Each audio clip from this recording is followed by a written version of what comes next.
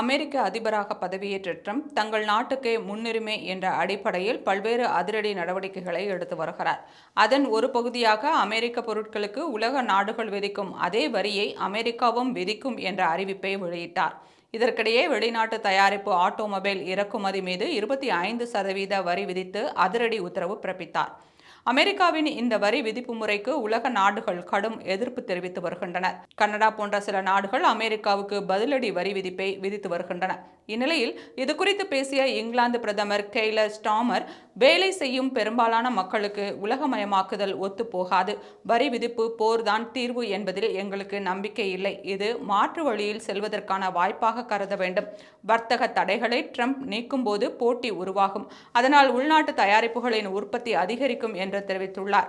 மேலும் பொருளாதார தேசியவாதத்தின் அமெரிக்கா கவனம் செலுத்துவதை கெய்ர் ஒப்புக்கொண்டுள்ளார். இது தொடர்பாக பேசிய இங்கிலாந்து அரசின் மூத்த அதிகாரி ஒருவர், ட்ரம்பின் தீவிர வரி விதிப்பு நடவடிக்கைகளில் இங்கிலாந்திற்கு உடன்பாடு இல்லை. ஆனால் புதிய சகாப்தம் தொடங்க இருப்பதை ஒப்புக்கொள்கிறது. ட்ரம்பின் இந்த அணுகுமுறையை பலர் ஆதரிக்கலாம் என்று கூறியுள்ளார்.